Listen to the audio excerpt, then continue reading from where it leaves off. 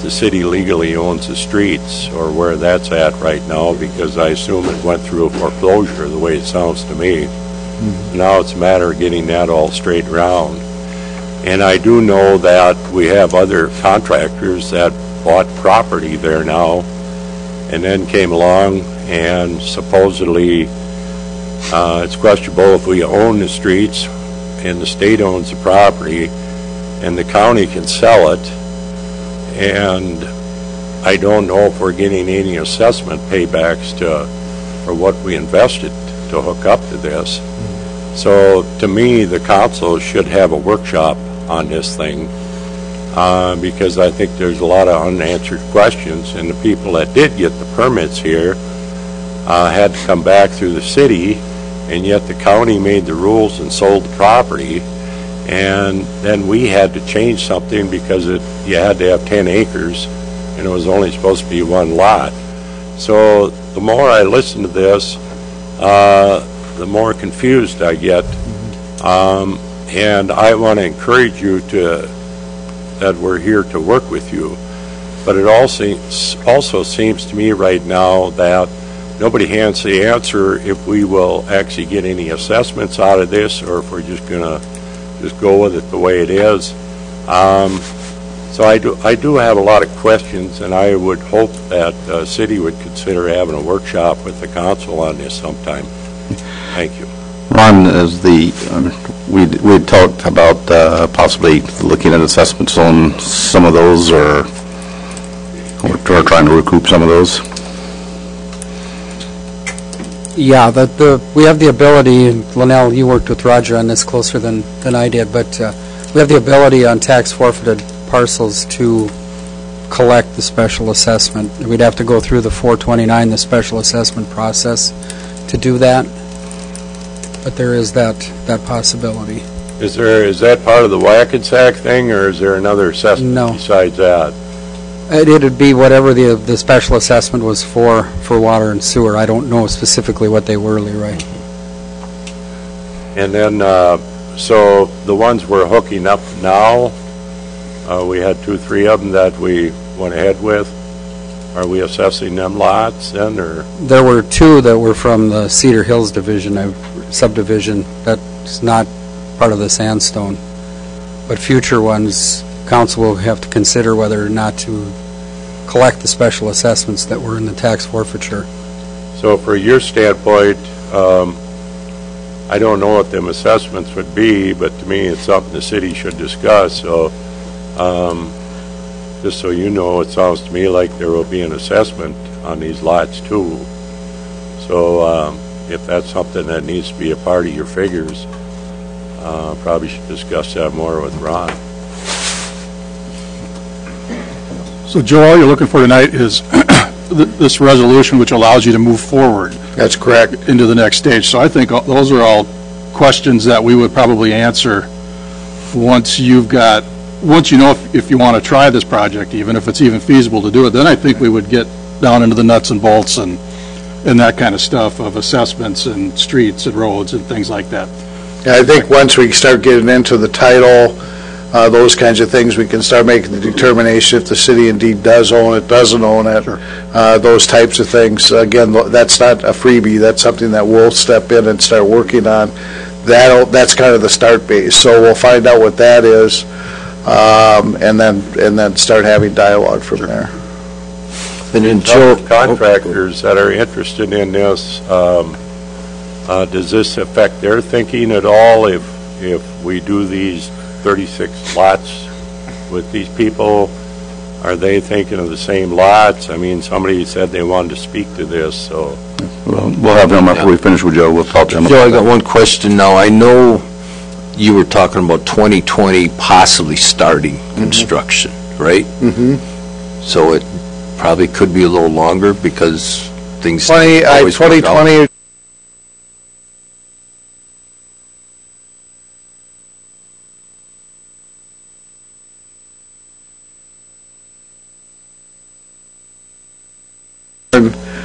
Individuals that are looking at acquiring property out there is the report that we presented to the city that was done by the engineering firm, and that's soils. I mean, you're talking huge expense just to correct soils.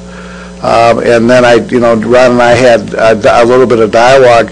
What about the streets and sewer and water and so on? Does that all have to be redone? So does soil correction have to be redone on the streets as well as new infrastructure put in? So again, that's more added cost. So based on that study, it was less expensive to buy an existing lot in town than it was to pursue buying one of those lots. So the thought is, why don't we start on the east end when we had all this dialogue, get something happening out there, kind of focus on a multifamily development where we're not looking at huge infrastructure. We can come right in off 25, but even on...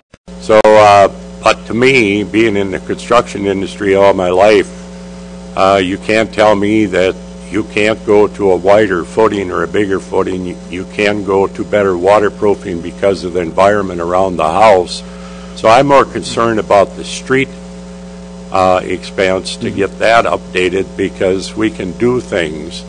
And like I told the person at that meeting, it's a little bit ironic to me that we build on fault lines, or we build in sinkholes, and we build in earthquake zones.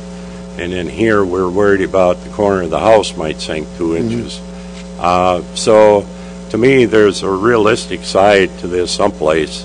And it isn't necessarily that we have to dig all that clay out of there.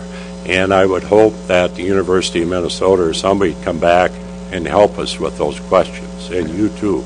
I agree with you. I mean, you might be able to talk to other developers that have done different things based on soils.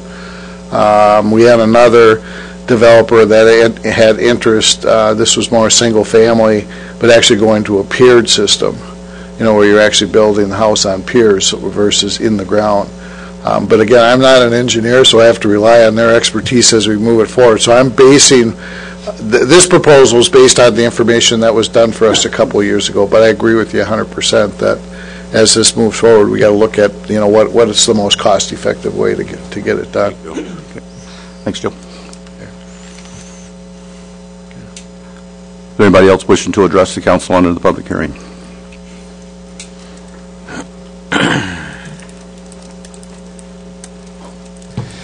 Chris Albrecht. We're actually the one resident in Sandstone Ridge, so we've actually been up there about 10 years now. Diana is handing out some packets we put together for everybody. I don't know if necessarily what we're proposing is an alternative, given Mr. Wheeler's statements. We might actually, there may even be some overlap here. We've been up there for, as I say, 10 years. We've had a lot of intimate experience with the properties up there. And we are proposing, and if you go to one of the last appendices in there, where the area highlighted in yellow, which is the flat off of 25, we are proposing a senior housing development there of 28 single-level condominiums, one side-by-side twin home, 5 back-to-back fourplexes, and 1 back-to-back sixplex. We're attempting to hold the price on these units to under $225. What really drove a lot of this for me was my parents have relocated back here to Minnesota, and the challenge of finding senior living for them, senior housing, was really, there was just nothing available. We really had to do to try to find anything. And I've talked to most of the realtors in town, and over again, what I hear is there is a huge need for senior housing and relatively affordable senior housing. We're not looking at building luxury homes up there. We're looking at building affordable, very similar to what's over by the pool, off of over by the pool there. So basically, what we're coming up with is we would build these units. We would try to, again, I don't know about any grant money or what have you, but we've costed it out ourselves. And we believe that we can acquire the properties from Goodhue, which I believe some of that money does come back to the city. We've built in that there would be some assessments coming back to cities that we would pay. However, we'd want to work with the city on that. The street cost is still a question as to what exactly that is, because we don't have engineering back on that yet. We're looking at the soils, and We have built in soil remediation. Basically, by building these larger units, our soil remediation costs in the presentation there. Traditional forms of housing do not meet today's needs in this town. Older adults primarily own single-family homes. They desire to remain where they are as they age. Cannon Falls is perfectly situated to become an age-friendly community as kind of a smart growth plan going forward. We are just perfectly positioned. We're midway between the Twin Cities and Rochester. We have small-town charm. We have state-of-the-art medical services. We have an abundance of community-oriented and recreational opportunities for today's active senior. Basically, and again, I'm not sure if I'm overlapping with Semker or not, and if that there's maybe something that we can work out together, but that is our proposal. It's definitely covered in more detail in what we handed out, but that is our hope. And we would be looking at, what we're asking the city council is to maybe have this workshop or do something. We need about 2 months to put all the numbers together, because we really want to work with the city so the city can recoup on some of the investment that they're into up there, but also find a way to make this go forward. And our timeline would be basically 2019 to get things rolling. Question, map-wise, I don't know. Yes. I don't have immediate recall. The yellow is where you're proposing. The yellow is what we're that. proposing, and then the detail is sense. You talked about east and west side. Can you reference those east and west sides versus this map? His yellow is on the east end, so he is talking about the east end. Right. Okay. I am, yes. And basically, that's the flat, we call it. East. The remaining areas shaded in blue would be a mix of single-family housing. And that includes the area lower down off 25 in whatchamacallit corridor, whatever that is. So, Yeah, no. I mean, I do get east and west, obviously. That's north. I understand that. I just didn't know how much, like, this yellow Yes. thing is not all of that. yes, and that is where, Right. that yellow section is where we're proposing the twin homes and fourplexes. And I understand. I didn't know the nature of the geographical overlap is what I was You trying to betcha. identify. No, absolutely. Well, I think it's something that, that we're going to need to look at. I mean, at this point, Okay. with that, do we close the public hearing and table the resolution until we can get some more feedback? Yeah, there might be somebody else, I don't know, in attendance that Well, wants to speak, and maybe Mr. Wheeler has some comments too. It just seems to me that maybe there could be a work together on this one, but I don't know that. Absolutely. Yeah, it's something to look at, either way, just want to make sure that we're doing it right during the public hearing for this part of it. Sure. So is there any more questions for Mr. Albrecht? Well, the only thing I'll say, Robbie, is I just find life how ironic it is once in a while. We couldn't get anything moved on this in the past, and now we got two great people here that want to move ahead with it. So now how do we do a balance? And that's the way I'm looking at it right now. How do we all work together and make this work for everybody? Because they all have good intentions to invest, and the only thing I would say about it is the ideal thing is the county gets that road through there and we get that trail from there down to the trail, and I think it'd be an excellent, no matter who develops this. The one thing I will say that I do like dealing with local people, and him being where he works and stuff and talks about working with local people, we don't have that guarantee lots of times with bigger outfits. So, but I don't want that to sway it one way or the other, but I still think it's a wonderful thing, but we need to have a lot more discussion about it. Yes. Any other questions? Well, thank you very much for your time. I appreciate it. Thanks, Chris. You betcha. Thanks, Chris. Is there anybody else wishing to address the council under the public hearing for the Resolution 2311 under the Sandstone Ridge Development Plan? Joe. Joe, you want to come back up?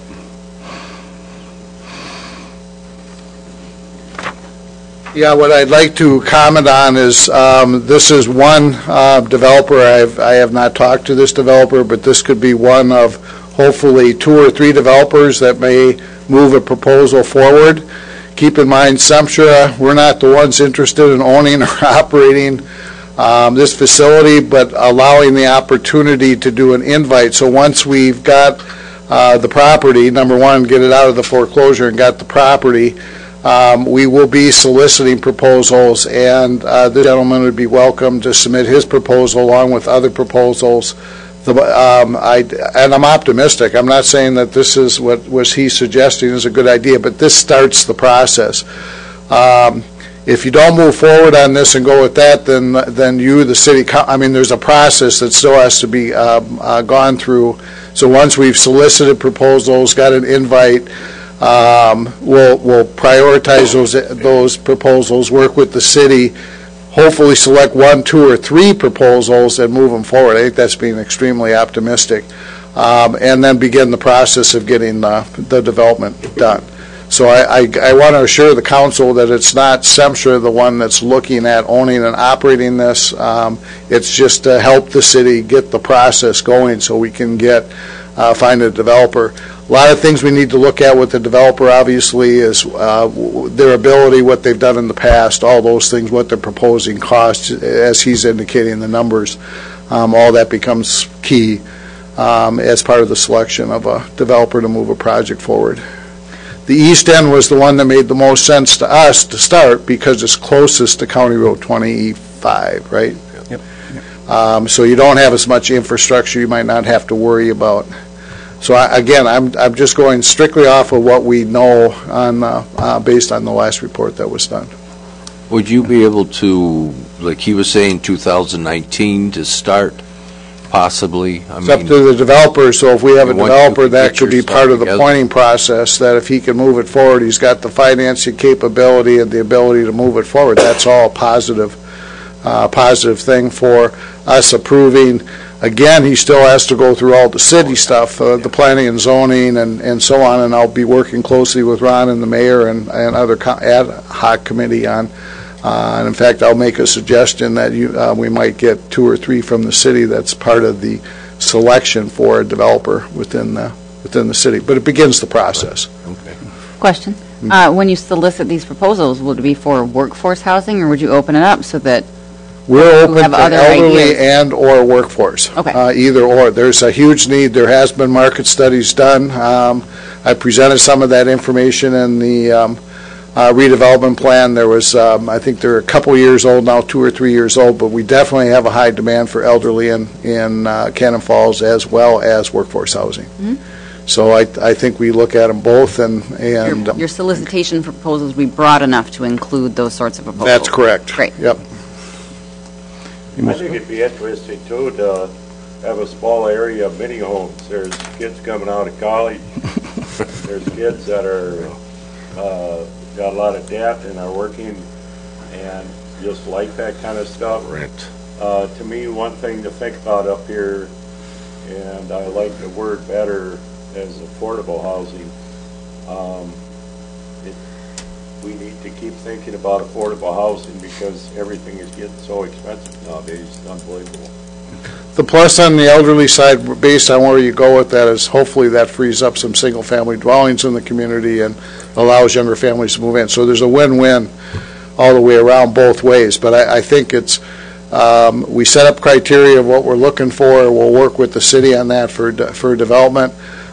This is the first developer that I've heard that actually had interest in coming in. That was the whole idea of soliciting and see if we can get, obviously I'm hoping he'll continue to bring his proposal forward along with other proposals within the city.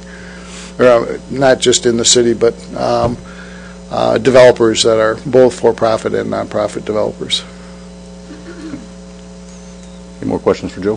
Thank you. Is there anybody else wishing to address the council under the public hearing? Is there anyone else wishing to address the council under the public hearing? Is there anyone else wishing to address the council under the public hearing? If not, we will close the public hearing at this time, and the council needs to discuss or approve the resolution, or we can again, table it and look at both proposals and make a determination at a later date also on this. I got a question for Ron. If we take and approve this to go ahead with it, and then next week we have two people come into Samantha and want permits that they bought a lot from the county again, does that hold that up, or can we still do that? Or if we lock in these certain lots, then they can only be sold to them, or how does this work? I spoke with Carolyn Holmeston at the county finance director, and she said that she would notify us of any future potential sales. And the reason it'd be good to know that is just so somebody doesn't purchase a lot that all of a sudden it's on one of the streets that's in terrible shape that we have to reconstruct, that they don't purchase it assuming that we're just going to automatically reconstruct that street, put in new curb and gutter, etc. So she will let us know by parcel when she gets an interest in it. But according to the statute, I believe, and Joe can correct me, but in working with this project probably over a couple, 2-3 years, we need to submit a plan. The county needs to see a plan from the city in order for them to sell the property to us or give the property to us.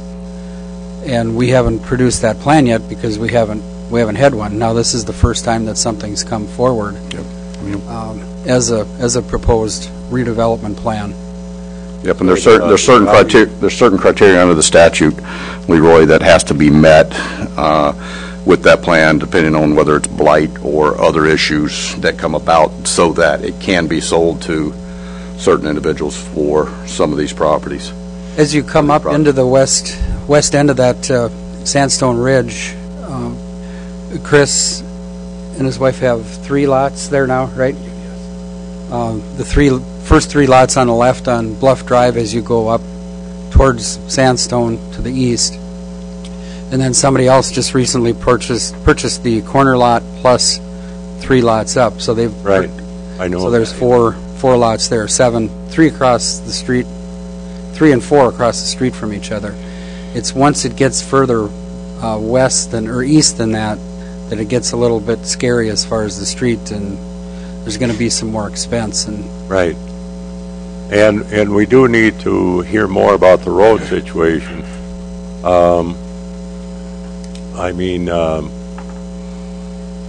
Tom mentioned one time that some of the lines have pulled off or something. If that's really happening up there, then basically we're going down and completely replacing mains and everything. If it's just settlement on the road, you could probably go down 3-4 feet and put a liner in there, keep the water out, and go back, fill it in. So there's a lot of issues there, and hopefully they can help us with that answer, or we should have a workshop about all this. So I just have concerns that we're not tying ourselves into something we can't back out of if it doesn't go in the right direction. My understanding is that this resolution is not tying us to anything. It's just permitting more of the ideas to be developed so that we can determine whether or not we want to tie ourselves to anything at a later, future date, subject to workshops or other broader discussion. And in light of that, I'd make a motion to approve this resolution. Second. I have a motion by Cedar and a second by Mike to approve Resolution 2311 for the Sandstone Ridge Development Plan from Centra. Any further discussion? All those in favor? Aye. Aye. Opposed? No. Resolution passes 5-1.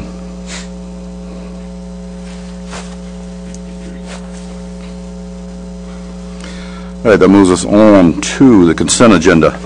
Items on this area of the agenda may be adopted, or they may be removed and placed on the business area of the agenda for discussion purposes before approving. For those folks at home, we'll read the consent agenda. Item A is adjust and correct claims for accounting periods ending November the 30th, 2017. Item B are the meeting minutes for the November 21st, 2017 City Council meeting. Item C, second reading and adoption of ordinance 355, amending Chapter 152 of the Cannon Falls City Code concerning the zoning map and zoning classification of a specific property. Item D is second reading of and adoption of ordinance 356 and approves summary publication of ordinance annexing certain property abutting the city of Cannon Falls. Item E, approve agreement with Goodhue County for the state building code administration. Item F, recycling contract extension. Item G, application for payment number 1 for the First English Church Bank erosion repair. Item H, application for payment number 2 for Alexander Court project. Item I, resolution 2312, designating polling places for 2018. Item J, resolution 2313, adopting the public improvement and special assessment agreement for the Grand Stay Hotel. Item K, approve labor agreement with International Union of Operating Engineers, Local 49. Item L, Resolution 2315, providing for post-employment health care savings plan. Are there any items anybody wishes to bring down for discussion? G. F. Okay. Item G will become item 8C.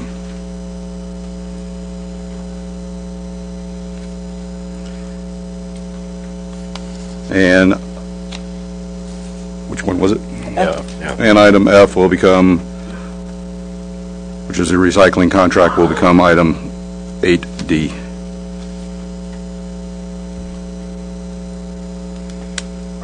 Any others? If not, Chair will make a motion to approve the consent agenda minus items F and G. So Second. Have a motion by Morris and a second by Ken. All those in favor? Aye. Opposed? Carries.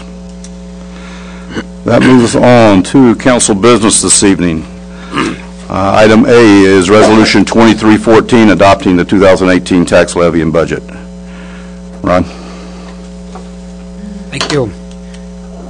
As you're aware, City Council, we've had 4 budget workshops and/or meetings regarding the budget.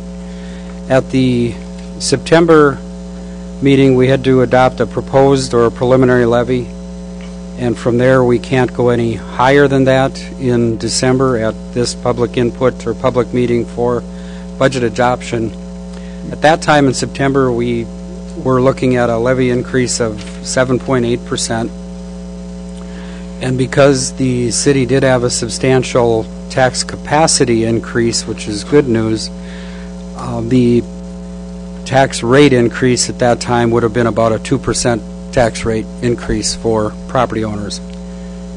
Since that time, at the last meeting, you directed staff to come forward with the proposal that's in front of you, which is a 5.5% levy increase, but the tax rate, because of the increase in the tax capacity of the city, or the tax base, if you want to call it that, this actually decreases the tax rate by 0.337%. And what that means, without going through all the boring data here, but for a $200,000 market value home, property taxes would decrease. Now, this is just the city portion, not school or county or HRA or miscellaneous levies. Just the city portion would be $27 a year decrease. $250,000 home would be a $34 approximately decrease in property taxes for the year. Included in some of the highlights or lowlights, if you want to call it that, that includes a health insurance premium increase for employees of 9%. That was the premium. We're looking at about a 6% increase in premiums and then a 3% kind of overall because folks are getting older. And council implemented the classification and compensation study that was just recently done and approved. Included in that budget is the capital request of the Cannon Valley Trail of $34,700. And I guess that's kind of but again, we've looked at this for, this will be our 5th meeting, 5th time around. started the process in early August, or August 15th was our first workshop. And it's not a public hearing, but it is, could accept public input, most certainly. All right. Any discussion on the budget?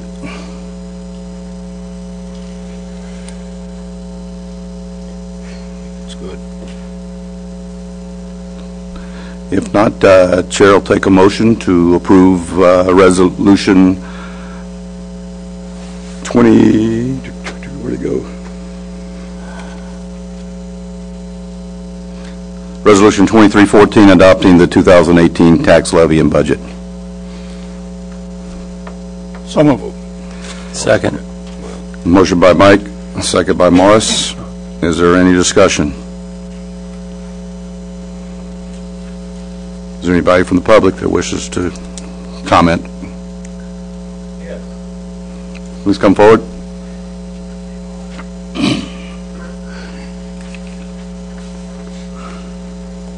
First of all, I'm a little confused as to, all right, Brent Breeze, I live on Grove Street. I'm a little confused as a procedure here, because I got my proposed taxes sheet here, and it says at 6:30, there was supposed to be a meeting about property tax. And it seems like we're kind of a little bit of a footnote here, somewhere near the end of the meeting. Yeah, unfortunately, we double scheduled a 6:30 public hearing, so But by that law, this is required to happen, is that not at correct? 6:30 or as close to nearby as you can. Okay. Well, it sounds like you guys already voted on the resolution before you even had the meeting, or had the hearing. All right. I think you all need to take better care on how you deal with that in the future then.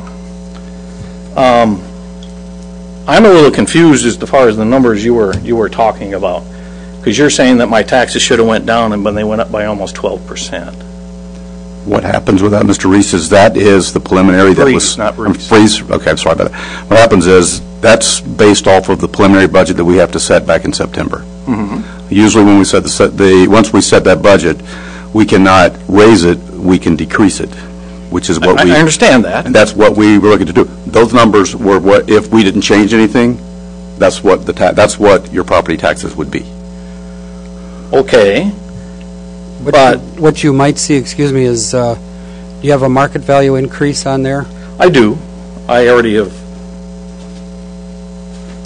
went with the county on that and lost, but Yeah, because this is as if your property valuation would have stayed the same. You would see, based on the proposal, the preliminary, about a 2% increase in the city portion of the taxes.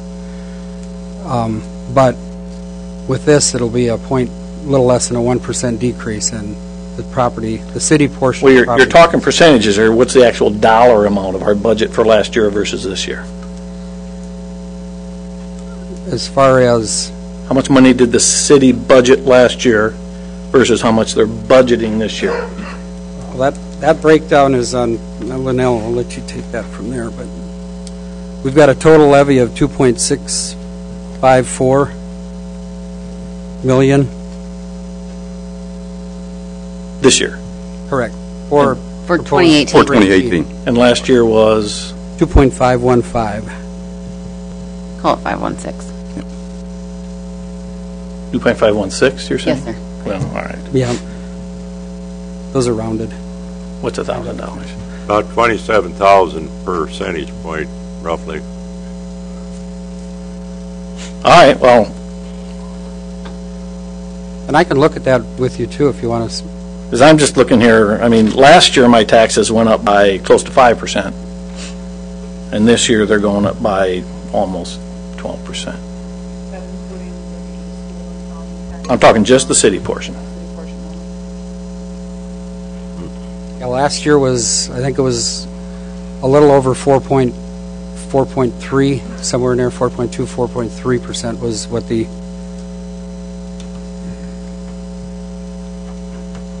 yeah, 3 point, I'm trying to deduct. Yeah, close to 3%, 4%. And this year that flattens out. They're going to spend roughly $140,000 more this year than last year. And a large part of that is attributable to health insurance increases. And then council did implement the classification compensation study that the city was about 6% under market is what we found as far as employee salaries.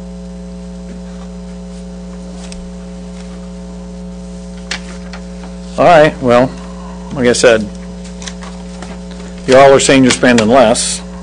I see more there, and like I said, mine went up 12%. So, to me, it's not as rosy a picture as you guys just painted it here. I didn't say we're spending less. The tax rate's less. Tax rate's less. Still, for me, it's completely different than that. I'm 12 times worse than that, because you're saying it went down by 1 point, whatever you said, and mine went up by 12, so. I can look at it with you. Well, I'm already missing another appointment, so I gotta go. Thank you. Thank you. Is there anybody else wishing to address the council?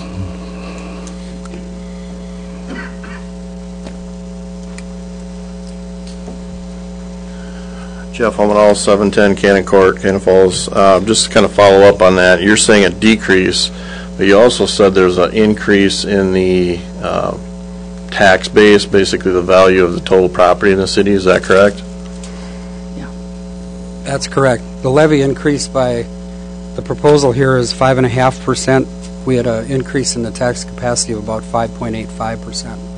Okay, well, according to my valuation here, there's about a 10% increase in the valuation. So to me, that seems like basically a 10% increase. Is your property valued at that much higher? Right. Valuation, the market Right. value? Right. Yeah, this is independent of the market value.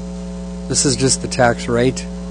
That's what I'm talking about, is the tax valuation Yeah. has gone up And 10%. if you've got an issue with that, in April, the county does put on a, Right, I understand that, but my point is really, even though you're saying a 0.24% decrease in the levy, it's really still an increase because the value increased 10%. if your value increases, yeah, there's going to be an increase. Right, so what I'm saying is, there's really a 10% increase on the tax and not really a cut. Yeah, if you look at it from my perspective, my house went up, so I got to pay more tax based on a 10% increase. You follow what I'm saying here? Well, I hear what you're saying, but you're talking strictly from a valuation standpoint. Right. And cash out of pocket, I understand that. Right. That's what I have to go by, is how much cash I got left in my pocket. And a 10% increase, I'd love to have a 10% increase in my paycheck too, but the fact is, I probably make less now than I did probably 10 to 15 years ago. So I guess my point is, there are no easy solutions to this, but there are simple ones, and spending more always seems easy, but at the end of the day, you got to find a way to keep things fair to the taxpayers as well. Does the city have any influence over the valuation of real property? Okay, so that 10% increase is not something that the city could do anything about, even if we want to. The most that we could do is continue to impose negative percentage tax base or tax rate for us. So right, and I understand. The fact that my house is worth more. Is not necessarily bad news, but what I'm saying is, when you set your levy, it's based on a 10% increase in property value, and not just a 0.24% decrease. Okay. Thank you.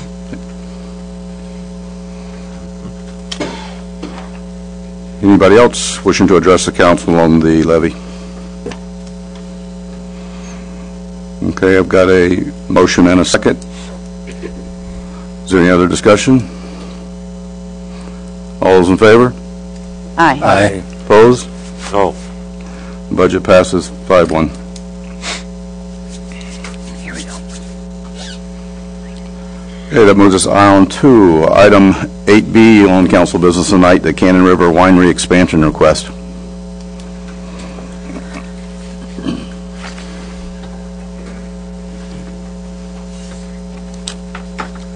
Who's leading this one? I'm just going to take this right quick. Oh, It's just like it stopped. Yeah. The Cannon River Winery is proposing to expand their building by approximately 19,040 square feet, immediately to the west of their existing facility. They've come to the EDA with some of their request, and then the EDA's, and that information's included in your packet as far as what the EDA has discussed.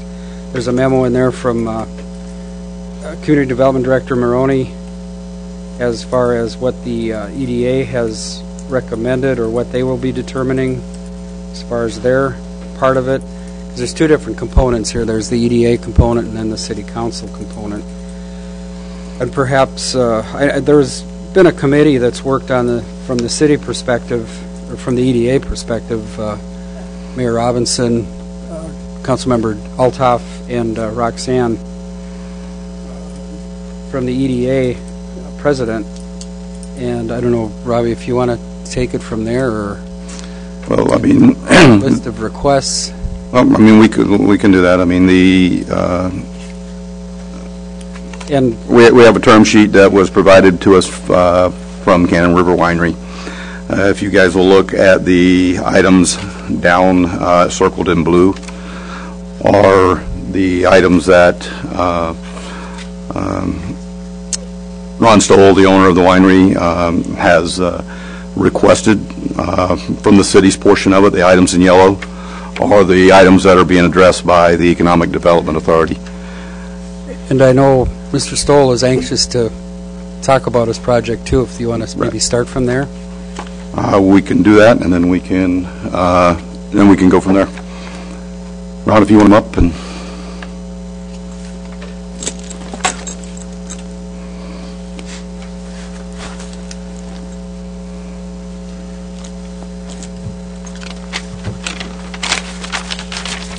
good evening, everyone. Ron Stoll, 3635 Great Oak Circle, Eagan, Minnesota. Thanks for the invite to come up here and speak. I hope this is a little more interesting than tax levies. We'll save that for another day. You'll see we have a number of participants here tonight, or guests. There's been I believe in complete transparency, and I've been involved with a lot of people here in the community as it relates to this. I bought the winery about 18 months ago from John and Maureen. They started this winery about 14, 15 years ago here in town. I understood there was some capacity constraints when I bought it. I didn't realize to what extent. The building was kind of set up with about a 2,500, 3,000 square foot area for production. And that's good for about 4,000 gallons of wine a year on a typical basis. Sam, our winemaker, is here somewhere this evening, and he's been able to crank out close to 10,000. But if any of you have gone through the winery or through the parking lots or everything else, when we do bottling or have grapes come in or anything else, it's pretty evident that we have exceeded where we're currently at. So what we proposed, or what I proposed, is this expansion, and this will enable us to be a co-located facility, have our production wine cellar, some warehousing, all under one roof, so completely enclosed, so you won't have any visibility of any type of production, from this street. The businesses that I've worked with in the area are Althoff's Hardware. We have Ryan from Mill Street. We have Chris from Nick's Diner. We have, you can see the brewery representation here. We have Ferndale's representing us here, and I think I must have around 20 employees.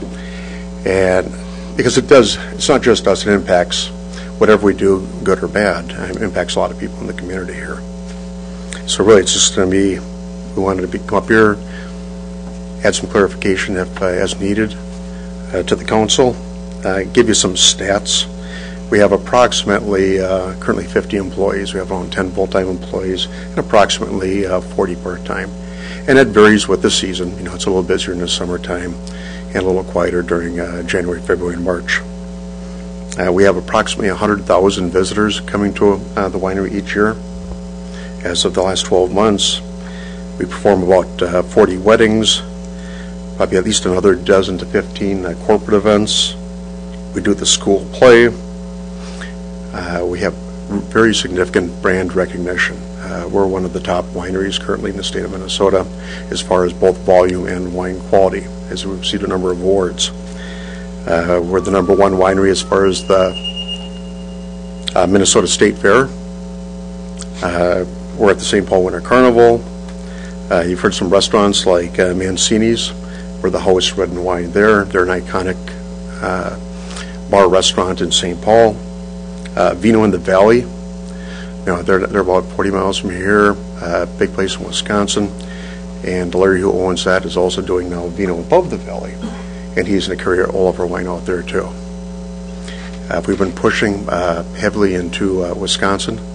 I've hired another full-time sales manager, and Sam and I, which is our winemaker, have been spending a lot of time working with companies like Piggly Wiggly, Kroger's, big national firms to expand our presence. What that means to you is it means a more vibrant local business.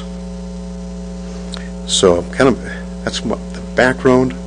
If you have any specific questions to me, I'd be happy to answer them. The contractor that I have hired and that would be actually building this facility, if we stay here in Cannon Falls, would be R.J. Ryan. R.J. Ryan is one of the top 3-4 contractors in the state of Minnesota. They do about $200 million here in business. I've worked with them in the past, and some of our employees have their spouses that are involved and have been employees of R.J. Ryan, our contractors. Very reputable, high quality, and I encourage you to look them up. And with that, I'll kind of turn it over to you gentlemen and ladies. Anybody got questions for Ron?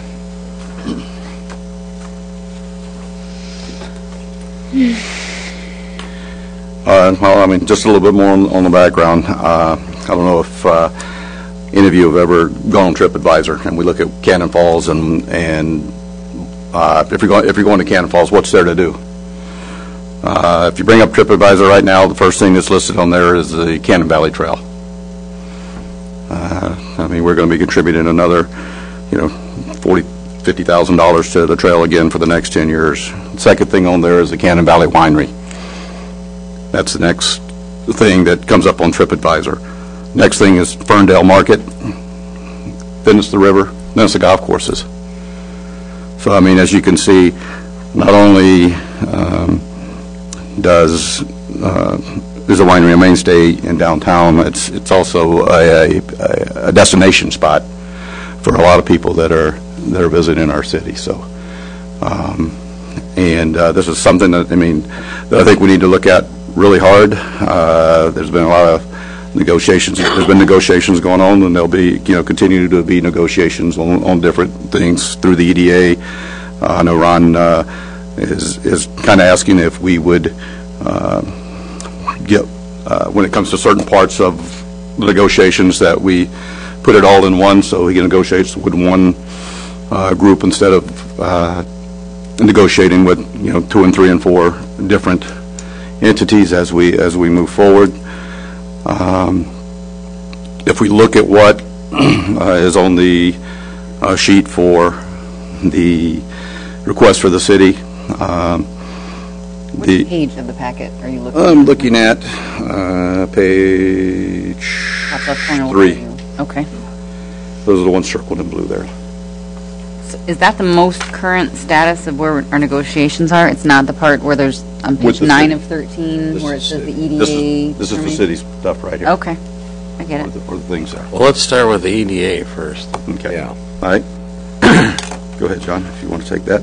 The land over there has been estimated at, which is west of the current winery building, has been estimated at about $175,000 to $200,000.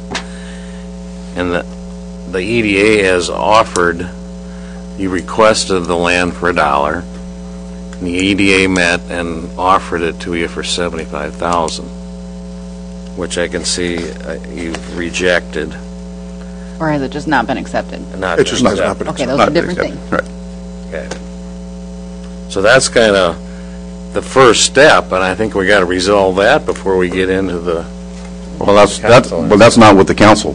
We need to look at the council stuff tonight, guys. That's the EDA, and the EDA is a Right. separate entity of the council on that portion of It it. all ties together, though. Well, it will, but we still need to look at moving forward as a city portion and look at what the term sheet is for the city, not just Okay. the EDA at this point. The EDA has been negotiating, with Ron on the EDA portion, the part that entails the EDA. So we should only be looking at the things in the blue We need to circles. look at the blue circles at this Ignore the time, highlights. and then All right. at that time, there's some other things that we can discuss and go forward and on that. Ron? Included in that first item, the land for $1, the property ID of 52-100-4160 is the approximate parcel that would be between the current Lee Chevrolet building and the winery, which is about 4,200 square feet is what that parcel would be if it was separated out. So that would be a city issue that could ultimately be transferred to the EDA, but that's a city issue. And we'll look at that portion here in a few minutes. Thanks for reminding me on that one. First thing there on item 3, guys, is the replacement and abandonment relocation costs of any cost related to utilities completed or paid by the city. If I'm not mistaken, Greg, the water and sewer are already there on that location? Yeah, both lots have water and sewer service now. Okay, so moving those, I mean, if anything had to be moved, it would be minimal. I would anticipate part of the building construction. Okay. But that would be impacted by if there were an environmental cleanup that had to be occur, which I understand is an EDA expense that could impact existing utilities. Couldn't it? Maybe. Okay. The septic system in the back, is that going to need a study on it, or where's that at? That'd be part of the EDA work, or the environmental work the EDAs haven't done. Right now, Leroy, the EDA has approved the environmental work, Phase 1, Phase 2. That's already in work on that lot. It was determined that it needed to be done, so we know what's there, no matter what project was there, so that is already in work. Second item on there is a design and install a sidewalk on the west side along the river. That's been previously discussed with the EDA about putting a sidewalk coming up from the trail. I think the cost on that, Greg, was between $40,000 and $50,000, somewhere like that, to make it ADA accessible. You got a pretty good grade to get down to that next parking lot, so yeah, that's the ballpark we're looking at. Okay. So where would that sidewalk go? I'm looking at the overhead view on page 8 of our packet. It's got the red square around the one lot. Where would the sidewalk be? The west. It would be in the EDA lot that's between the Lee Chev site and the hill going down to the bike trail. Right. Okay, so it would come off of Mill Street. It would come off of Mill Street and go down to the parking lot of the trailhead, not Okay. to the trail along the river. Gotcha. And the EDA bought that for that purpose. Right. So that was thought of already then? That's not. Yeah. Right. The other item would be any applicable plating and other applicable land use applications completed and paid for by the city to be contingent upon it moving forward. Plating is very negligible as far as costs go, getting that done. And the last thing is pay-as-you-go tax abatement for 15 years. And estimates from the city and the county. I know that Ron has spoken with the county. We have. On abatement, and from what I'm understanding, the county would be willing to look at abatement also. If the city decides to do abatement, the county would also help with this abatement purpose or go along with that.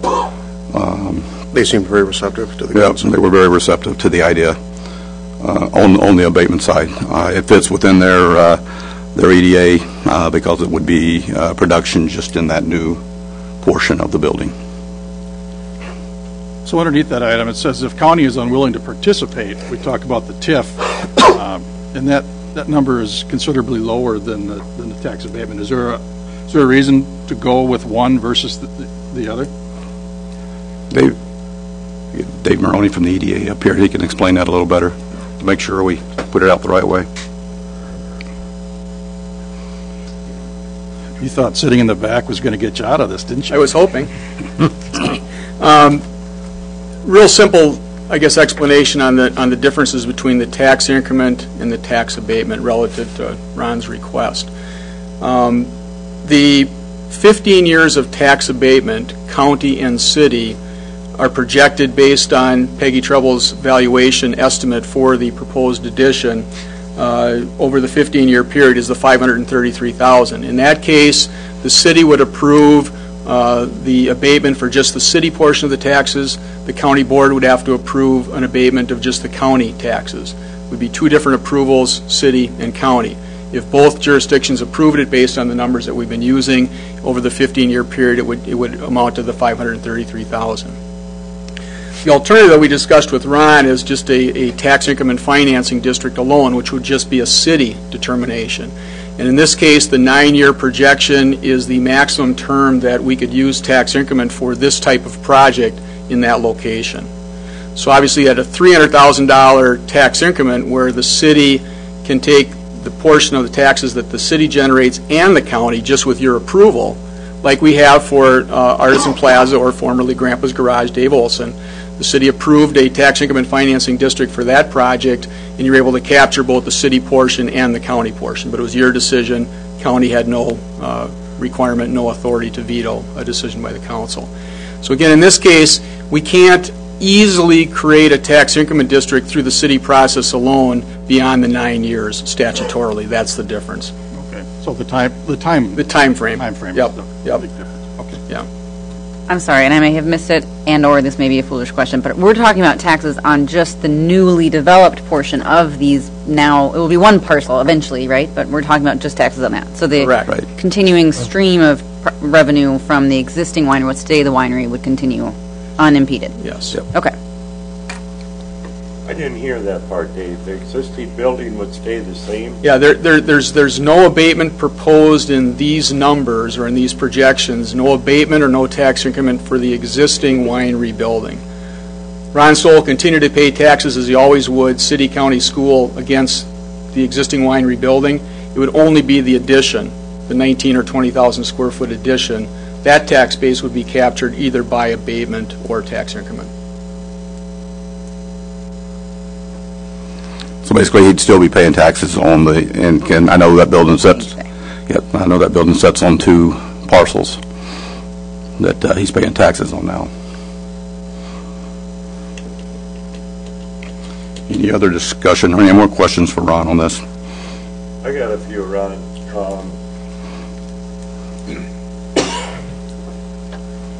You know, the one thing I hate about this stuff is if things aren't going good, then you got to try to figure out how to make it better, and then when things are going good, then we also got to figure out how to make it better. So this, I'm excited about that you want to do this expanding and invest in the town and that kind of stuff.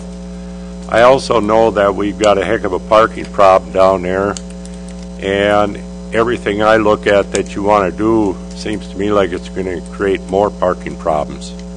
So now I'm not just looking at your building and giving the store away to keep you here and do this, but what do we do with the parking situation? We also,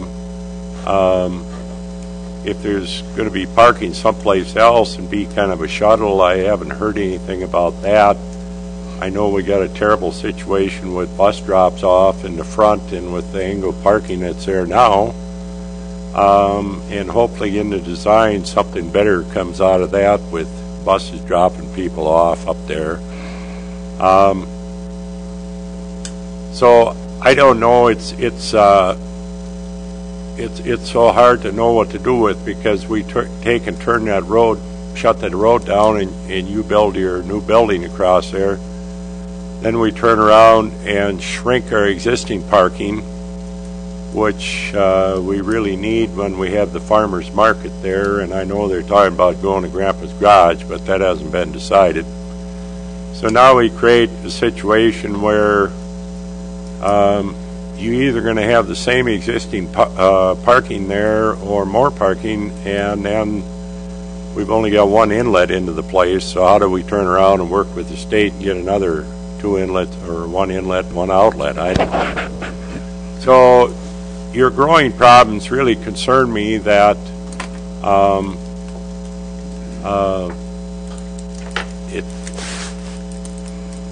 it just makes quite a mess out of the parking and the road situation down there. And if I would have had the ideal situation and known about this a year ago, to me the ideal situation would have been is we should have had you out to Grandpa's Garage, and we should have had Grandpa's Garage in Cannon Falls. You'd have had all your parking and all the room you needed out there. I would hope there would be a better place or a better investment for you. I think you're not only doing the retail, you're doing the manufacturing too. And I totally understand your expansion problems and the winery situation. But I also know that the two guys earlier talked about our tax base going up when it ain't supposed to and all this. We talked about in our tax budget that we had roughly about $400,000 income last year extra, and we still went up another 1% almost. So it isn't that I'm against the winery, but I think there's a better spot for it. My ideal situation would be you'd buy the mall out there, and we'd move some of them people back downtown. So I'm not here to tell you that I'm against it or for it. I'm just telling you how I'm thinking about the whole overall project. That it's another investment that the town is making in a business for 15 years, and our taxes keep going up. So I want to wish you the best. Thank you for thinking about doing this, but to me it really caused a lot of problems. And the ideal situation to me with the old East Chevrolet building would be as restrooms in there and a community room on one end overlooking that river and stuff for the trail. But I also know or listen to read your stuff where you need to expand and you need more room, but I just don't feel it's a good area for it. Thank you. Thanks, Leroy. I appreciate your comments. I'd like to address probably each one of them singularly. First of all, as far as that, I take exception that there's not a road going through there. I think it's been addressed before with the council. I believe there's been research done on it. It's not a road, it's not an alley, it's not a game trail. Okay? It is an entrance and an exit to a parking lot. On the second issue as far as parking. Right now there's 30 to 40 parking spots in there right now. I've owned it for a year and a half. Last 12 months we've had 100,000 customers, okay, through that facility. I heard that. Not one time, okay, since I've been there, and I'm there on almost every single weekend, have I heard of one customer complain that they didn't have adequate parking and they couldn't get in or out of my facility. That's a big thing, okay? If we added 30 more parking spots somewhere else, would that relieve any tension? Not much. By eliminating 30 parking spots, it's also not going to restrict the city significantly. So what people are actually doing is they are finding spots on streets and other parking lots and expanding their footprint. What that forces people to do is walk into the diner, okay, the new brewery, to stop by the new antique store, to walk by the hardware store. They actually are required to actually walk through the city, and it makes the city vibrant. And I've been down there on many weekends, and you can just walk around the community down there, and it's very, very busy, okay, in a very positive way. Without the winery, you're right. If we move, and we do have alternatives, okay, we checked into a couple of cities, not playing the hand heavy, because I've been very, very straightforward. I would prefer to stay in Cannon Falls. but if necessary, we have 2 other cities that are laying out the red carpet for us. And I don't think you'd have any problem with parking in that spot then at that point going forward. Unfortunately, I think it's going to impact a lot of the other businesses and their families and their employees. We have 50 employees alone, and I've made commitments to those 50 employees, okay, that we're going to have a top-notch facility. It's either going to be here or someone else. There's career paths, okay? I still believe in that. I've owned small businesses. I like to develop people. I told Sam, our winemaker and assistant winemaker, that we're going to have a state-of-the-art facility. I hired a new full-time sales manager just a few weeks ago, okay, because we're expanding operations, okay? Kathleen, which is sitting right here in their place in this group here, she wants to develop further as a general manager. So, I mean, we are directly involved, and a lot of these employees live right down here in Cannon Falls currently. So I may come across a little bit passionate about this, but what we are doing is trying to come up with a facility that will be the nicest winery in the state of Minnesota, okay? And it's going to keep you on the map. It's going to be a destination for a lot of people to come to. You know, I live a few miles north here, about 20 miles north of here, and it pulls people from the Twin Cities, the demographics, from Rochester right now, from the east side of Wisconsin.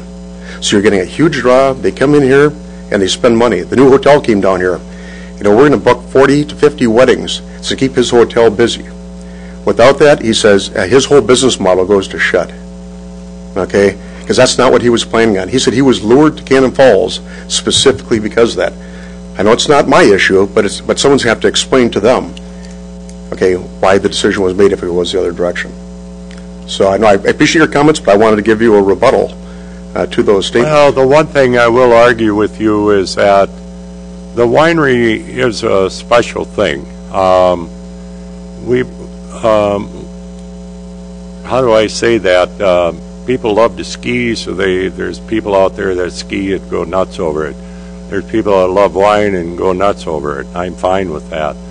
But I will also say that it is a community thing, and it is about everybody else, too, that there is going to be people that come to Cannon Falls to go to Thora May, and they're going to say, let's stop over to the winery. It's just down the street here. So it isn't all about the winery bringing people to Cannon Falls. The other thing I will say with the people coming to Cannon Falls, I don't know if that's a good thing or a bad thing, but also we do have to furnish protection and safety and ambulance and all that. So the more traffic we have, the more we're inclined to spend money on that end too.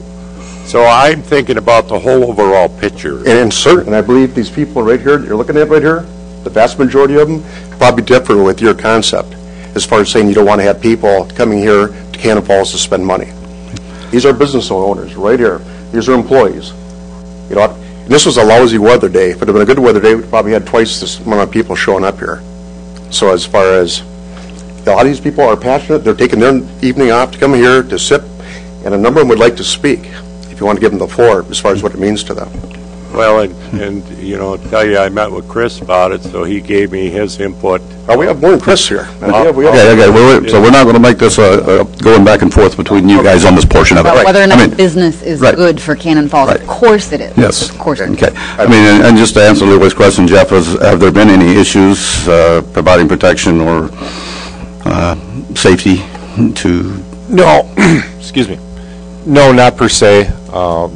The type of incidents that we have would be just the standard ones we would have in any other part of the city. When as Ron well knows, when it's busy on Mill Street, we haven't had a significant number of accidents or anything that when I've looked at the numbers that jump out that put that at any more at risk than any of other streets that we have in our downtown area. And actually, when we have our weddings, we've had Jeff and Jeff's staff, monitor and sit at our weddings to make sure that we don't have any issues. And if they are, I think we've only had one little incident way before my time. I think it was addressed quickly. One individual had too much to drink, and he was cut off. And that's not something that just started when the winery started having wedding receptions. They contracted with the city to have officers for all of their wedding events, and we've continued that to this day. and Ron is correct. I think we've only had one or two where they were just cases where somebody had a little bit too much and tried to do a few things they shouldn't do, and they were quickly resolved. His staff is fabulous to work with relative to the events that we've had officers there. So I have a question for Robbie and for our Ron. What type of, this says discuss project and request. So what type of action are we looking for tonight from us? Well, I think tonight, what we're looking for tonight is, to let Ron know that we would be willing to negotiate with him on possibly, on the abatement, which will be a further discussion going on with that. And then also, we need to look at the piece of property that is, that's owned by the city, the portion that abuts the EDA property. Yeah, the parking lot entrance. We need to look at that portion, which is, like I said, that 4,200 square feet of property. And if we're going to do something there, we need to make a determination on what type of price we would put on that so that he knows what that is, so that as we go forward in negotiations, if he says he accepts it, fine. If he doesn't, then, he comes back with something else and we go from there. It's just standard negotiations and trying to do what we can to meet, his needs and the city's needs at the same time going forward. And I would like to, I think that, and then also possibly, like I said earlier, having it to where he's dealing with one entity instead of having to deal with multiple entities going on that. I would like to invite any of the other business owners in town that may want to speak on this to come forward and let us know on any of this. Like I said before, when people come hear about Cannon Falls or come to Cannon Falls, there's 2 or 3 different items that are 2 or different things that come about. And if we don't grow, if we don't keep moving forward, then we shrink and go away. And obviously the floor is open. We want you to be heard and to feel heard, but almost without exception, I don't think there's anyone up here that misunderstands the importance of the winery and the related entities, not the winery alone, but in a symbiotic sort of thing with all of the downtown businesses, and what that brings to the vibrancy and the life in Cannon Falls, and not just to visitors, but also to people who live here. So, thanks, Peter. I don't want to waste the council's time either if it's redundant. The only thing but it is I've got important. a problem is, I know you'd rather see the EDA basically put it in one group. Right? Which is fine. But they would negotiate what's going on, and you've been there. But if we don't come to terms, then what? Well, if we don't come to terms, a combination of the EDA and the council has to make a decision. Either they want us to stay or they want us to move. And it's, I'm at the point where, I'm forced to make a decision. But you have to also negotiate with us too. No, I hear what you're saying. And no one's established any, parameters that can't be, adjusted. Okay. But but we are apart. But is there room to make an agreement? Yes. But what I guess I'm looking to the council to say is I need a very, very warm and fuzzy. Okay, because my next step right now is to go to the next step in plans. I've already spent a significant amount of money with initial plans. I've hired a consultant, which is helping with the economic development. She's done a great job, and she's here tonight, Annie Deckert, and she's worked with the EDA and Ron and where's he, Dave Maroney. But the next step is to spend about $40,000, and that's to do like civil engineering drawings, structural drawings to get firm bids, and our objective is to break ground on or about April 15th. And it's just not a casual day that's tossed out there. It's going to take 4.5 months with RJ Ryan, and it will be done in that period of time. It'll be contractually stipulated. And that'll allow us then to get into the fall harvest. Okay, if we miss that window of opportunity, we're going to have a real challenge having, a couple hundred tons of grapes come in and have a building going up at the same time with our current situation. So we're trying to adjust and make the accommodations necessary. Couple questions. Yeah. What's the operation of the winery, the existing winery, during the period of construction? I might have missed that in here. It's going to be operating full speed? For full speed, Okay, awesome. just like it is right now, Cedar. Okay. I have an idea? Can I just say that? Okay. So the valuation that you mentioned that the EDA had done on the other parcel that the EDA owns. Right. Is that just on that parcel? They didn't include right, we the have- parking lot entrance? That's Okay. not- that's not I get included, it. and I for just that didn't know portion if of it's it, in we- that rough figure that you mentioned, John, that 100 is whatever. For that Okay. portion of that, if we were to make a determination on that, we would have to go to closed session tonight, so we... No, I get it. I'm not going to talk about money or the dollars, Right. but couldn't we, as the council, sort of assign our interest for purposes of this, for purposes of having that land deal closed without having to negotiate two separate things and us having to calibrate, well, based on the square footage that we're talking about and that there's no structures on it but no construction versus the other, you know what I mean? We could just assign it and say EDA, handle all the property. We could. That's kind of, that's what I'm talking about, trying to do. talking about. I understand, but, Okay. well, you're saying combine it to one. Whether that's the council or the EDA was yet undetermined. I'm saying that we could assign the property to the EDA, but couldn't we keep and sort of put a pin in the tax stuff until after other deals got handled? No, you would tie your price that you were willing to pay, obviously, to whether or not the it is kind of abatement was an complete. overall package. Okay. I said, if we could accomplish, Abatement to the EDA. Well, the abatement has to go through, that has to come through us. Oh, okay, it has to. That portion of it has to come through the Okay. council and be approved by the council. Okay. that's also council, and also, if I remember right, Robbie, we have to also send an application to the county, to Goodhue County. Right. So that's kind of like a two-step process. Got it. Right.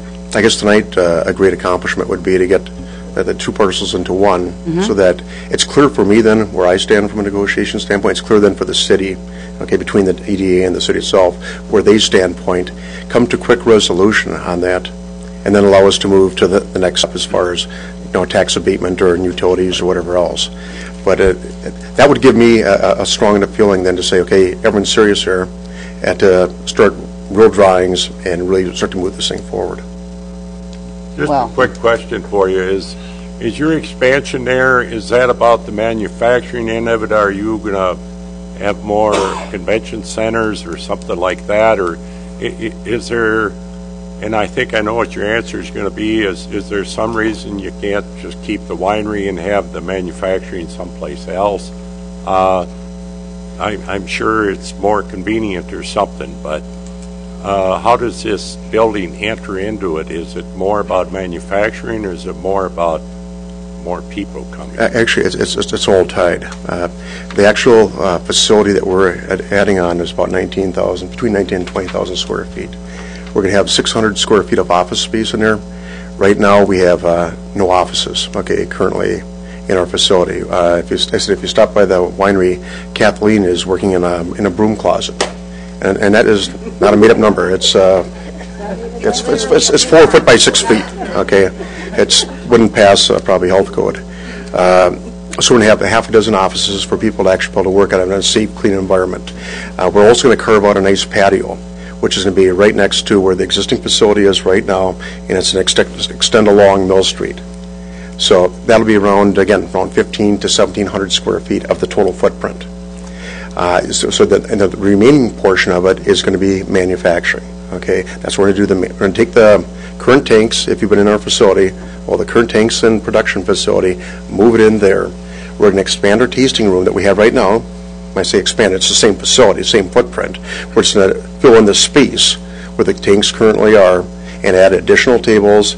And the plan is to put in, some additional food items, which has been requested by the city already to me.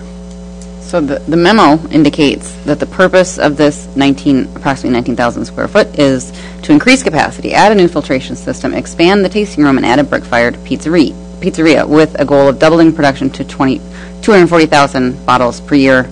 New equipment, tanks, barrels, cooling system. Also will include 6,000 square feet of warehouse space, or at least you'll no longer have to rent that elsewhere. You'll use the new space for that purpose? That's correct. Right. So this information is presented in the writing. Yep. Thank you. Absolutely. And the total project, Cedar, and the staff, it's going to be around $1.8 million. It could vary. It could push up to $2 million, but it's probably going to be between 1.7 and $2 million. So that gives you kind of 1.8 was a kind of a real good target for right now. And your design will eliminate the problems we have with trucking and forklifts and Yeah, that, the reason, Leroy, off your own property instead of off the parking lot in the back. and not only is it going to be on our own property, it's actually going to be all enclosed, so it won't be an eyesore. I do have a fairly extensive manufacturing background, and to have it the way it is it's pretty chaotic. And to have it all enclosed, it'll be extremely clean. And again, from a city standpoint, it's again safer, cleaner, better looking. I'm personally all for the winery. I've sat in on the EDA meetings, I've met with Ron a few times, and I'm all for it. I'd like to see, us move on, make a, deal with the EDA, or if it means combining the two to make it work, I like to see it get going here. Well, I'd make a motion if I knew what motion to make. I think we're making a motion to combine for purposes of negotiation the two parcels. For the two parcels. So. And assign. EDA. Yeah, right. Pardon me? The EDA to do that? Well, we combine them, we permit the EDA to negotiate the sale of it. And then come back to us again.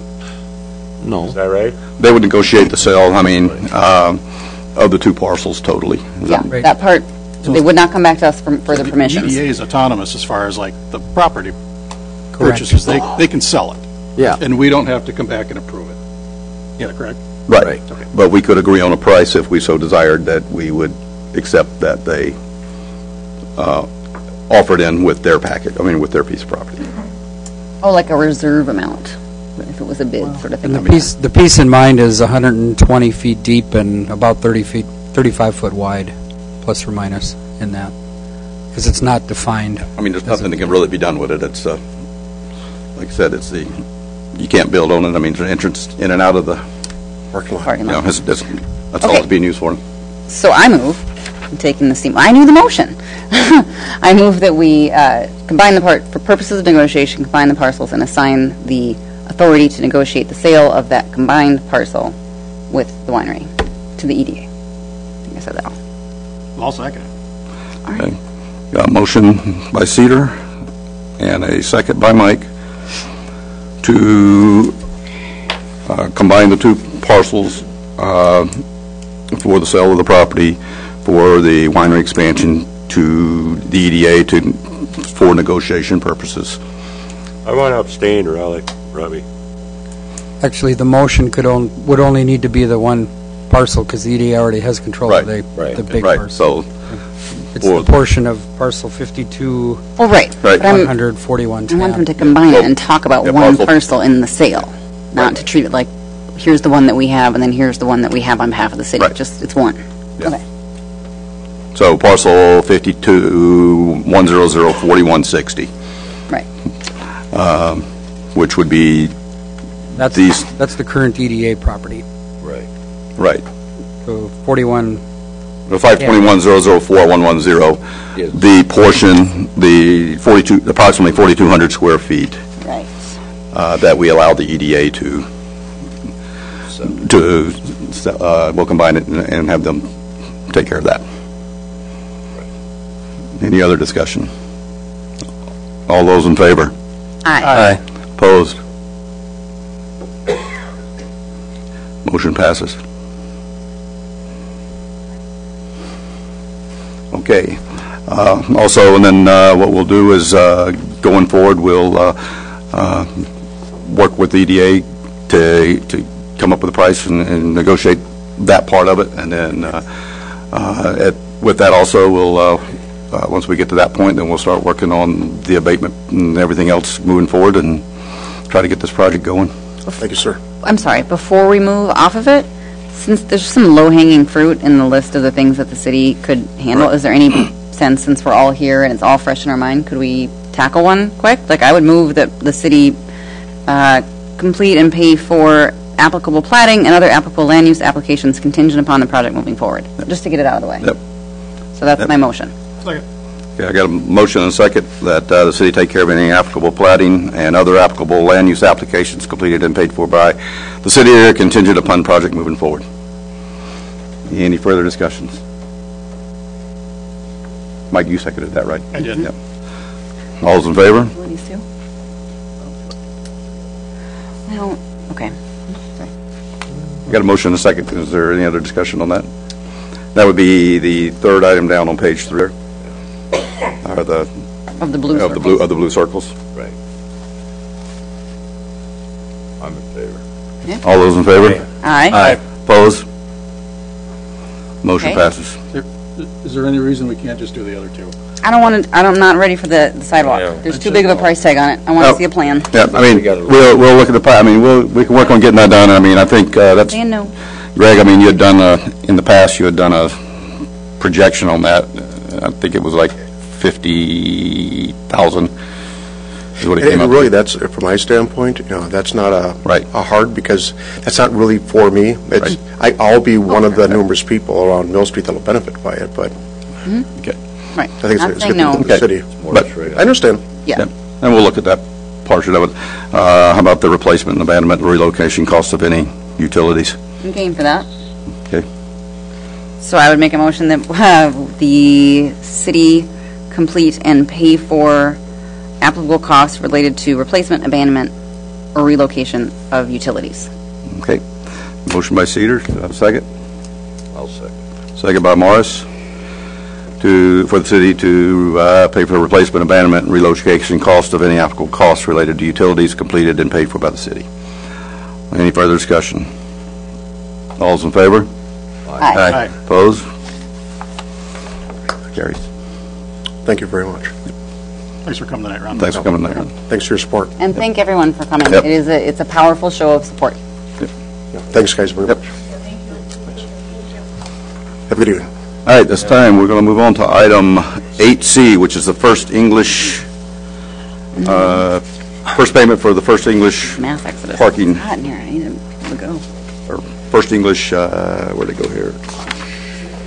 First English Church Bank. Yep. Yep. Church washout. Yeah, the only quick question for Greg on that, is there some reason that we went with the sod up on top instead of concrete? We thought it'd fit better with the surrounding areas and the turf.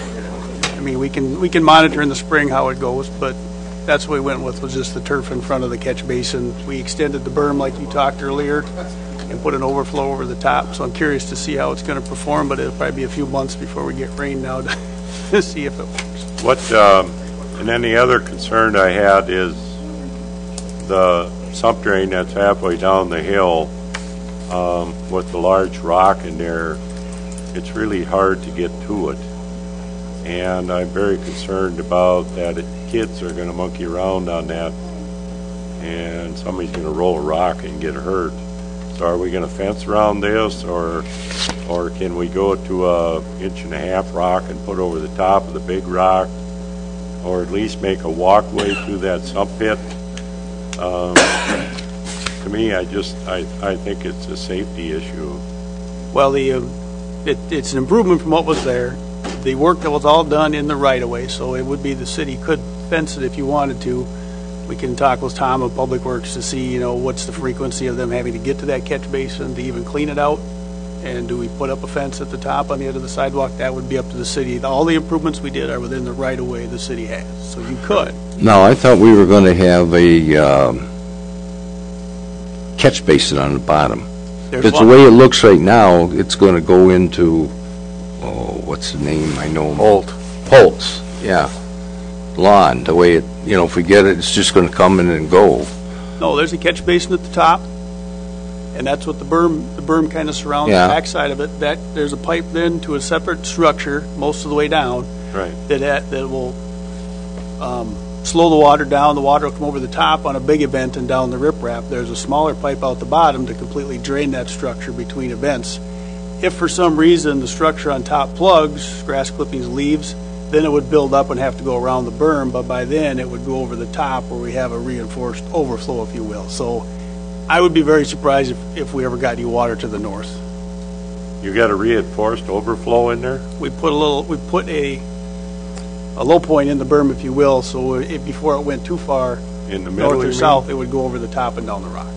If that inlet were to plug on top, we got a casting on there that will take a lot of flow and prevent a lot of stuff to get through there and shouldn't flood. Okay. I saw these costs. Weren't we talking about FEMA taking care of this at one time, or what happened there? The way that it works is the city has to incur the expense, then we make the submission, and then FEMA, well, actually, the state reimburses us on behalf of FEMA. Okay. And so, to Leroy's question, as far as putting, smaller, 1.5 or some other class gravel on it, that would be outside the parameters. So that would be our expense 100%. We could make a request for FEMA, but I doubt they would grant it. It took a lot just to get this improvement project done, as opposed to just those work filling had it in to riprap. be done, but FEMA would be a plus if it happened. So a significant portion of this, if not all of it, will be covered under the FEMA reimbursement, assuming we came in on budget. And you're asking us to approve a payment for work that's already been done. Right. I'll make a motion we approve. Second. Motion by Mike, second by Ken, to approve application for payment number 1 for First English Church bank erosion repair. All's in favor? Aye. Opposed? Passes. Moves us on to item 8D, which is the recycling. And John, you had a question on that. I just had a question. Preliminary, they were talking about rate increases for the first 5 years, and they varied in price. And in the contract, it's set at $3.26 per CDU.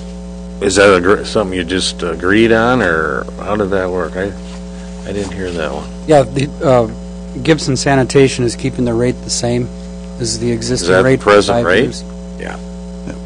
It's been present for, almost 10 years? It's been at least 8 Same years, rate. I think. Okay. No problem.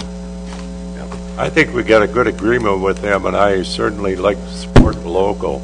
Yeah. But I was concerned that Great job for us. that we had to put it out on bids, and if we don't have to, you'll make me happy, because I'd like Gibson to just keep going. I feel the I same checked way. with City Attorney Knudsen, and he said no. Okay, thank you. Make a motion. Make a motion. I'll second. Motion by Leroy, second by Morris, to approve the recycling contract for Gibson.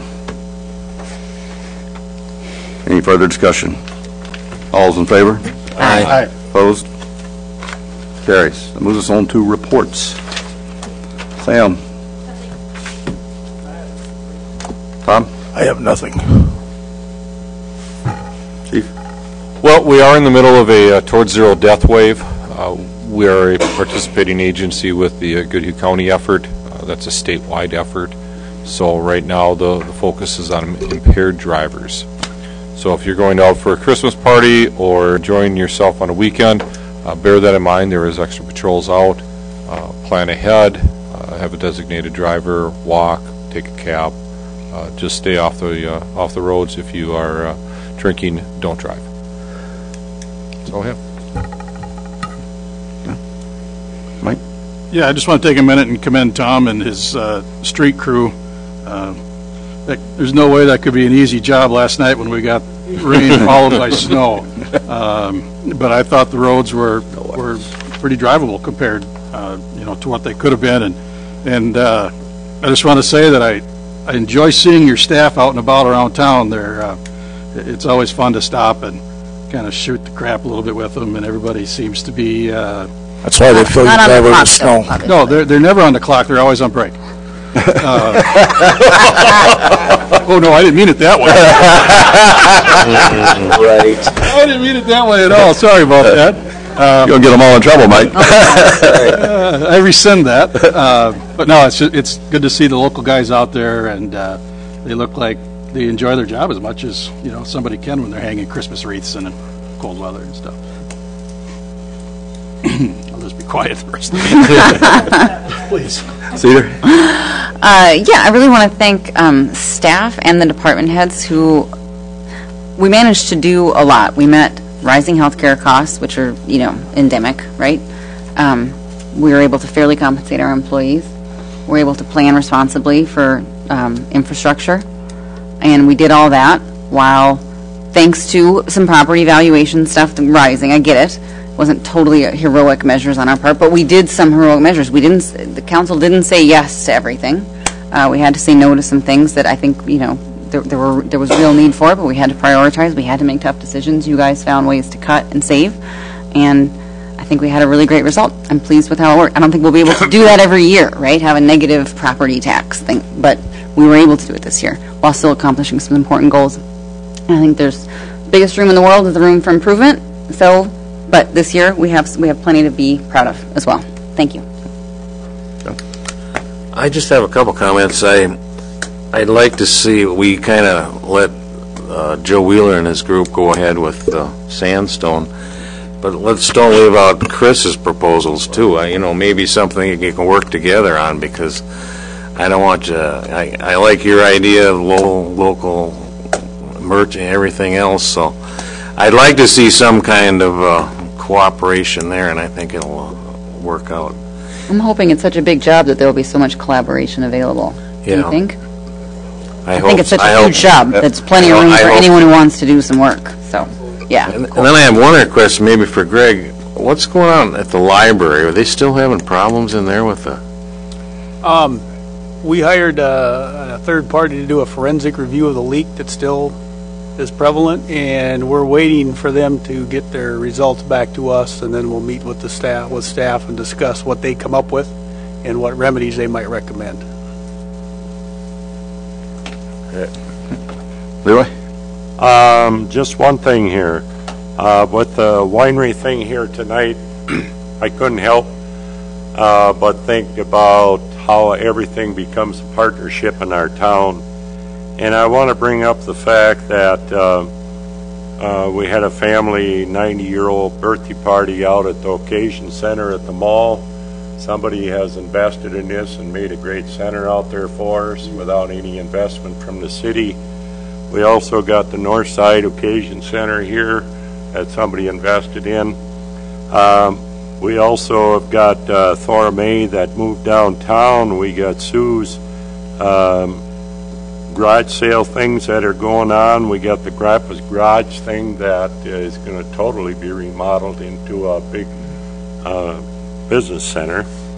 And I just wanted to bring them things up because every little thing ties everything together, and it's important. And the other thing that was so amazing this week, I had a call up at the old creamery on top of the hill, and there's a gal that moved in the back up there on the 3rd floor, and she's doing art in a beads thing up there. So I just want to thank everybody, I don't care if you're a garage sale person or what it is, for investing. And it's not just the winery brings people to town, it's all these as a group. Thank you. Ken? Well, I see we've survived our first brush with winter, and hopefully we can stay away from the rain before it freezes. And I guess I'm hoping that we can see a little more partnership between SEMCRA and your group, and maybe we can get some more housing that is affordable for people, because we do have a big lack. Tom, I really do like the way you guys plowed. It was basically right to the curb instead of this far out, and that was fantastic. I've checked around town, and you guys are, I know last year you had some new guys and all that, but you did an excellent job. And commenting on Leroy, also Dr. Turner still planning on going through with the event center out there, and I think he wants to get it going by June, something like that. So, I mean, there's a lot of things going on, and that's just a great thing. So that's all I got. And I just want to thank council, staff, everybody for all the hard work. You know, it's been a crazy year, but a lot of things going on in Cannon Falls. When you talk to the county, they say, what else is going on? I mean, because there's so many things going on, and we've seen more building and remodeling and everything that hasn't happened in years. So, you know, hopefully we can keep it moving and go into next year and have the same success. So thanks to everybody for all your hard work. It takes everybody working together, not just the city council. It takes our staff, it takes our citizens, it takes our businesses, all working together to make this a great place to live and raise our families. So thanks to everybody else. And with that, I take a motion to adjourn. So moved. All those in favor? Aye.